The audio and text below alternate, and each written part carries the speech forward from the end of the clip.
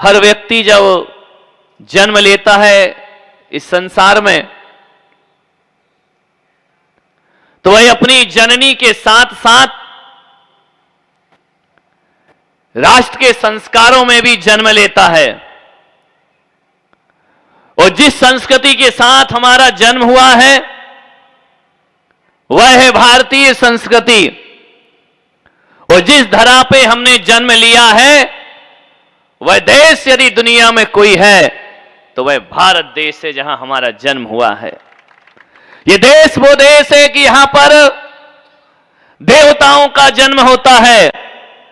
ये देश वो देश है जहां पर अवतार पुरुष आते हैं। और ये देश वो देश है जहां पर तीर्थंकर जैसी आत्माओं का जन्म हुआ करता है। ये देश वो देश है जहां धर्म ग्रंथ पैदा होते हैं। ये देश वो देश है जहां संत पैदा होते हैं, अरिहंत पैदा हुआ करते हैं।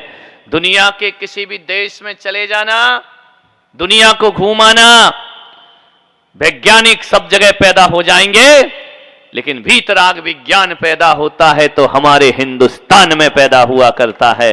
यहां अध्यात्म जन्म लेता है, यहां तीर्थंकर जन्म लेते हैं। ये देश वो देश है जहां पर पदार्थों को खोजना महत्वपूर्ण नहीं माना जाता है, यहां परमात्मा को खोजा जाता है।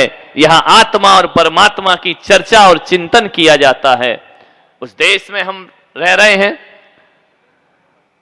लेकिन भारत जैसे देश में जन्म लेने के बाद भी भारत के होते हुए भी हमें भारत के प्रति समर्पण पैदा करना होगा। ध्यान रखिए, बाबा साहेब अंबेडकर संविधान का ग्रंथ एक राष्ट्र ग्रंथ देकर के गए। मंदिरों में धर्म ग्रंथ होते हैं, लेकिन पार्लियामेंट में राष्ट्र ग्रंथ रखा जाता है जिससे देश चला करता है, जिसमें जीवन जीने की कला सीखी जाती है। और मैं सोचता हूं कि शायद मंदिरों के ग्रंथ दुनिया को एक ना कर पाए, लेकिन राष्ट्र ग्रंथ सारे हिंदुस्तान को एक कर दिया करता है, एकता से जीने का अधिकार दिया करता है, एकता से साथ जीवन यापन करने का अधिकार प्रदान किया करता है। आपसे निवेदन है, इतना ही मैं आपसे कहने जा रहा हूं। दुनिया के किसी भी देश को घूम आना, अमेरिका चले जाओ घूमने, जापान चले जाओ, कहीं भी घूमने चले जाओ दुनिया के किसी भी देश में, वो जाते ही हैं। आगे पंक्ति वाले तो जाते ही रहते हैं विदेश देश घूमने के लिए। लेकिन एक बात बताना, कितनी भी दुनिया की चकाचौंध देख लेना, कितनी भी चमक देख लेना, बाहर घूमने जाओगे तो कितने दिन मन लगेगा? 1 महीने, ज्यादा से ज्यादा 15 दिन, 7 दिन। फिर मन क्या कहता है कि चलो अपने देश वापस चलते हैं, कहीं भी घूम कर आ जाओ। हम कहीं भी घूमने चले जाएं, लेकिन अपना मन तो अपने देश में लगा रहता है। और दुनिया में किसी भी शहर में घूमने चले जाओ, कितना भी घूम लो, शाम को मन कहता है अपने घर वापस चला करते हैं। ध्यान रखना है, क्योंकि अपने देश से ज्यादा सुकून और अपने देश से ज्यादा जीवन के सूत्र और आदर्श दुनिया के किसी भी देश में प्राप्त नहीं होते। राकेश शर्मा अंतरिक्ष में गए, अंतरिक्ष की ऊंचाइयों को चढ़े। श्रीमती इंदिरा गांधी ने उनसे पूछा सैटेलाइट के माध्यम से कि बताओ तुम्हें वहां से अपना भारत कैसा लग रहा है? राकेश शर्मा ने कहा कि सारे जहां से अच्छा हिंदुस्तान हमारा, इससे अच्छा देश दुनिया में कोई दूसरा हो नहीं सकता है। गर्व पैदा हुआ उस समय अपने देश के प्रति, अपने वतन के प्रति।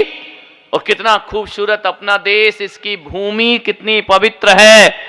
इसका नक्शा भी उठा करके देखो, दुनिया के तमाम नक्शे देख लेना, लेकिन भारत जैसा नक्शा दुनिया में किसी देश के प्राप्त नहीं, पास नहीं हुआ करता है। एक जीता जागता महापुरुष बनकर के भारत खड़ा हुआ है, एक राष्ट्र पुरुष बनकर के भारत खड़ा हुआ है। बाकी नक्शे तो देखो, कोई आड़े हैं, कोई टेढ़े हैं, कोई गोल हैं, कोई तिरछे हैं। भारत का नक्शा एक ऐसा नक्शा है।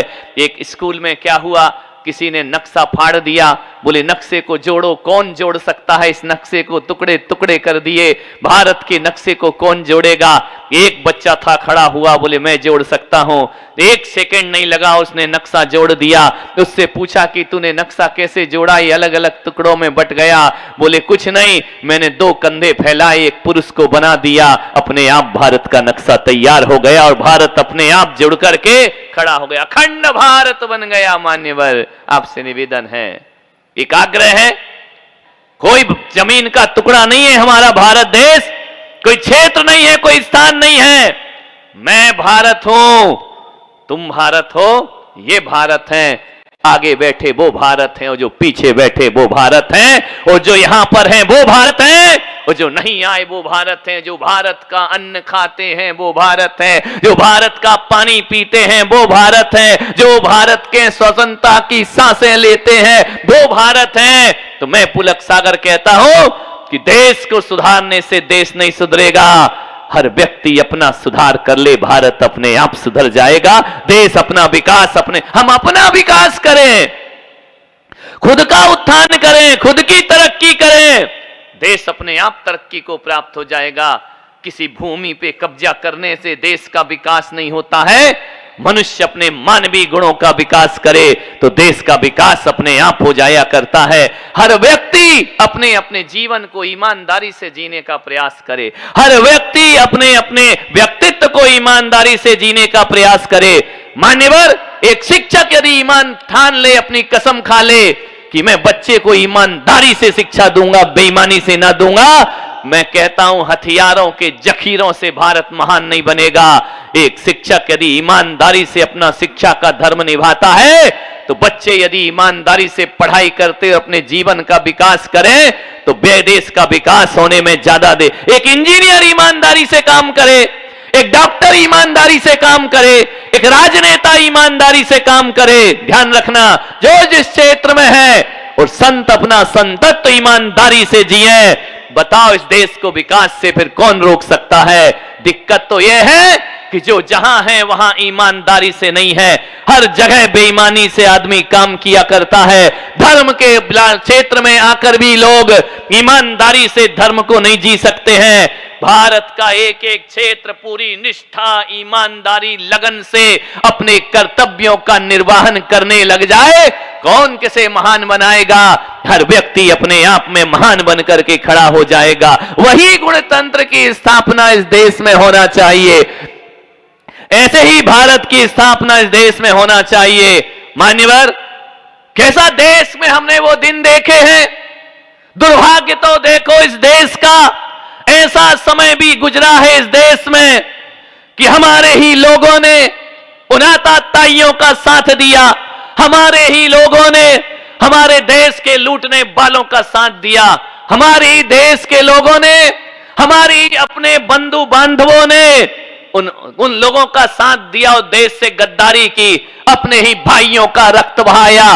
तलवार भी अपनी थी और युद्ध का मैदान भी अपना था, और जो गद्दार थे वो भी अपने थे, और उन्होंने इस देश में अपने भाई बंधुओं का रक्त बहाया और विजय का टीका अंग्रेजों के माथे पर लगा दिया। ध्यान रखना, ये दुर्भाग्य था इस देश का। हम नहीं जानते हैं कि अंग्रेज हमें गुलाम बनाने आए थे।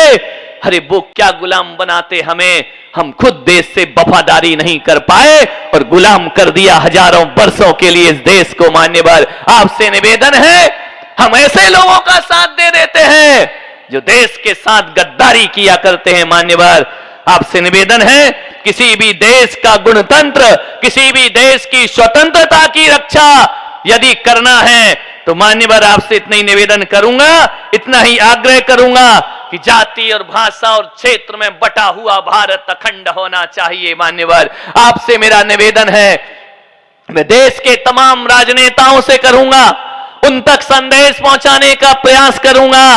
ये देश आजाद हुए इतने वर्षों में देश अमृत महोत्सव मना रहा है सारी दुनिया में।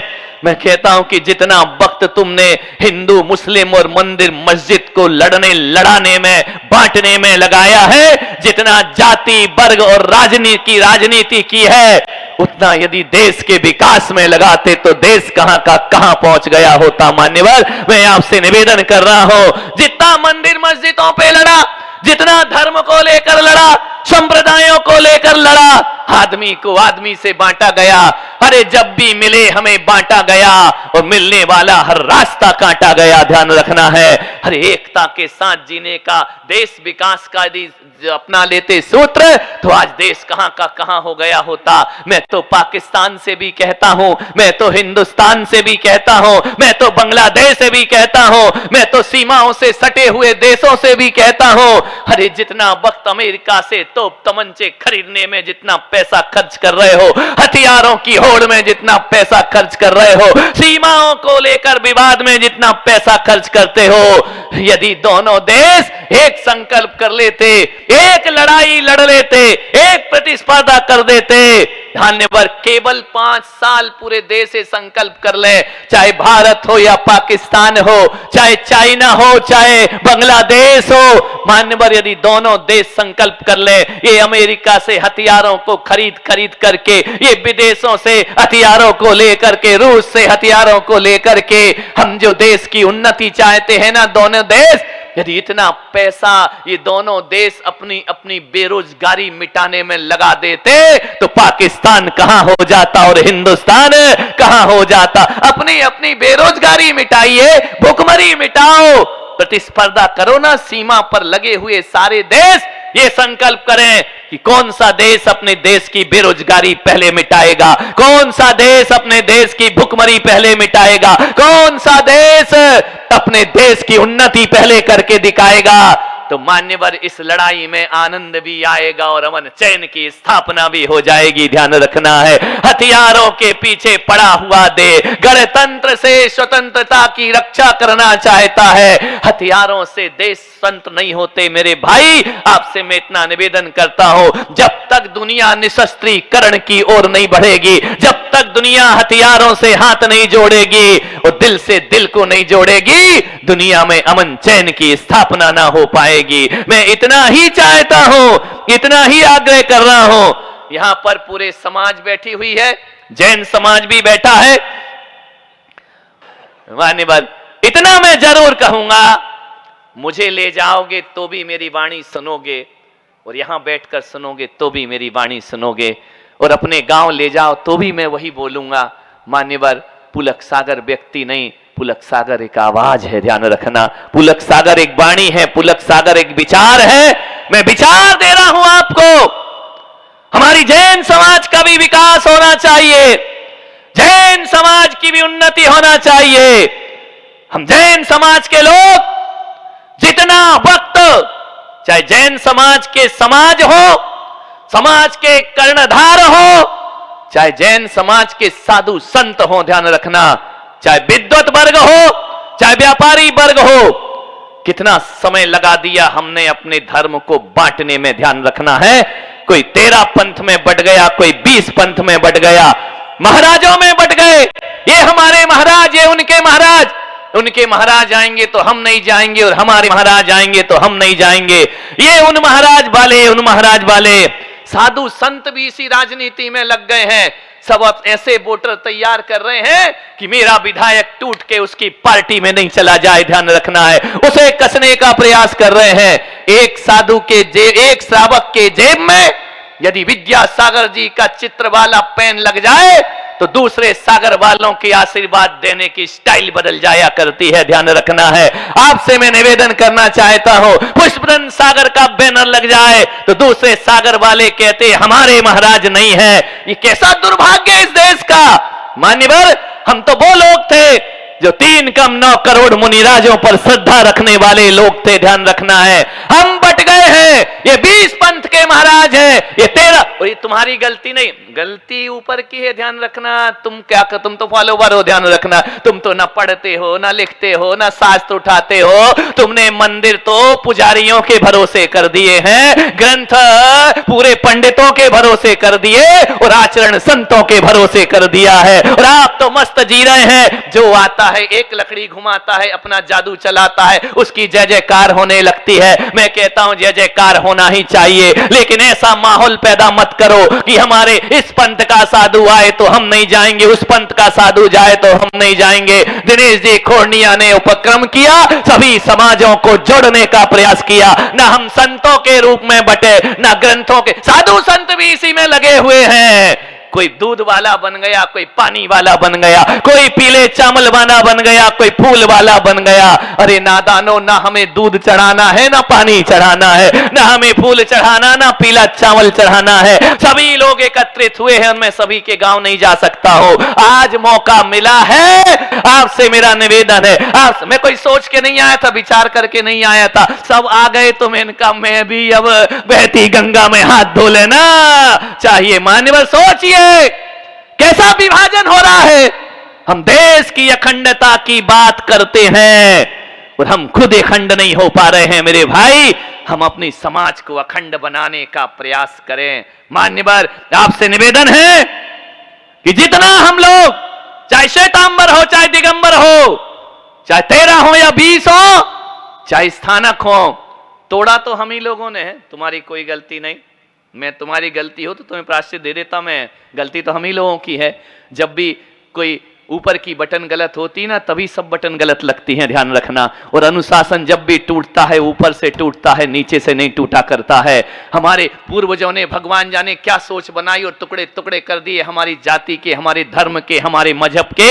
मैं उनका प्रायश्चित करने को निकला हुआ हूं, ध्यान रखना। कोई जरूरी नहीं है कि बुजुर्ग जो करें वो सही हुआ करता है। कभी कभी बुजुर्गों से, बड़ों से भी गलती हो जाया करती है, और उन गलतियों को यदि कोई गलती कर दे तो हमें उस गलती को और पेंसिल चला के डार्क नहीं करना चाहिए, रबर बनाकर उस गलती को मिटा देना चाहिए। मान्यवर, ध्यान रखना। ऐसी परंपराएं जो आदमी को आदमी से तोड़े, जो समाज के टुकड़े कर दे, ऐसे सूत्रों को, ऐसे सिद्धांतों को मैं पुलक सागर कहता हूं, माही नदी में विसर्जित कर देना चाहिए। और जो सिद्धांत जोड़ते हो, एक करते हो, उनको सिर पर बिठाकर उनका स्वागत करना चाहिए। मान्यवर, तोड़ने वालों की राजनीति मत रखिए। मान्यवर, आज हम मंदिरों में जाते हैं, एक मंदिर में जाएं, दूसरे मंदिर वाला कहते हैं हमारे महाराज नहीं। कभी कभी ऐसा महसूस होता है हमारे हृदय की पीड़ा है, ऐसा लगता है कि जैसे हम किसी अजैन के मंदिर में आ गए हों। ध्यान रखना है, हमारे मंदिर भी हमें अपने और पराये लगने लगे हैं। हमारे वीतराग भगवान ऐसे लगने लगे ये हमारे पंथ के नहीं, ये उनके पंथ के हैं। दिगंबर हो, श्वेतांबर, कोई भी हो।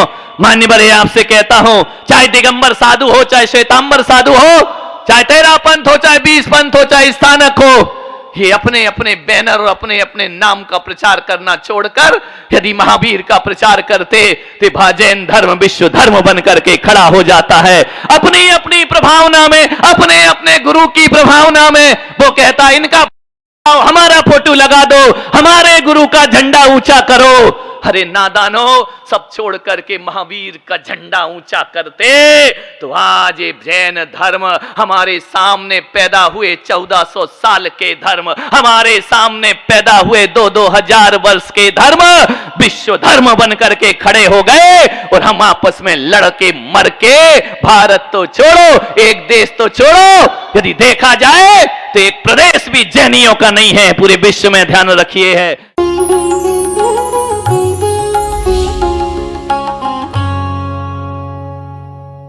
भगवान महावीर के अमर संदेश जीव दया की राह पर चलते हुए भारत गौरव राष्ट्र संत आचार्य श्री पुलक सागर जी गुरुदेव की प्रेरणा से वात्सल्य धारा ट्रस्ट द्वारा संचालित एक महाअभियान शिक्षा और सेवा समय की मांग। वात्सल्य धारा एक समाधान, मानवीयता की दुनिया में बढ़ते कदम। वात्सल्य धारा एक प्रकल्प अनेक, सुशिक्षा, सुस्वास्थ्य शिविर, औषधि वितरण। वात्सल्य धारा रुग्ण वाहिनी, अहिंसा प्रसार, माँ जिनवाड़ी संग्रहालय, जीव दया, गौ सेवा, कन्यादान, वात्सल्य धाम। सामर्थ्य अनुसार सहयोग धनराशि प्रदान कर हमसे जुड़े। बैंक खाता विवरण निम्नवत है, अथवा आप अपनी दान राशि दिए गए QR कोड को स्कैन करके हमें UPI द्वारा सीधे भेज सकते हैं। आपके द्वारा दिया गया दान आयकर की धारा ATG के अंतर्गत कर मुक्त है। पूछताछ हेतु हमें संपर्क करें 991098 7666 98109 00699।